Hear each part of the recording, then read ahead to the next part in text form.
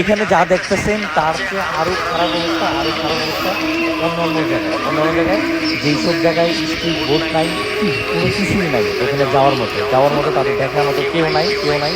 তাদের এতটাই ভয়াবহ অবস্থা, এতটাই খারাপ অবস্থা।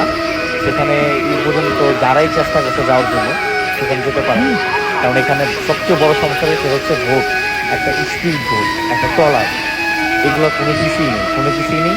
যার কারণে কিন্তু বাচ্চা থেকে শুরু করে বয়স্ক কাউকে কিন্তু উদ্ধার করা যাচ্ছে না ওখান থেকে। অসংখ্য মানুষ শুনেছি যে পানির সাথে ভেসে গেছে।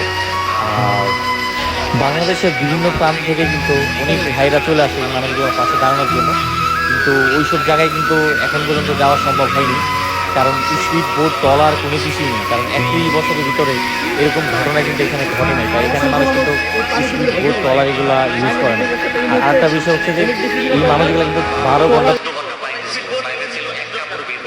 ঢাকা থেকে যারা আসবেন ভাই অবশ্যই আপনারা শাড়ি নিয়ে আসবেন, অবশ্যই তাদের লুঙ্গি গামছা নিয়ে আসবেন, অবশ্যই শীতের একটু কাপড় নিয়ে আসবেন, কারণ মানে শীতে কাতর হয়ে এই মানুষগুলো কাপাকাপি করে, কারণ এক কাপড়ে কিন্তু আইসে, এক কাপড়ে আপনি বের হয়েছে ঘর থেকে কোনো কিছুই কিন্তু সাথে করে আনতে পারে, যে কারণে কিন্তু মানুষগুলা কিন্তু মানে বিভিন্ন অসুস্থ হয়ে যেতেছে, বিশেষ করে মানে পানির যে চুলকানি থেকে শুরু করে আরো নানান রোগ কিন্তু এই মুহূর্তে দেখা যাচ্ছে।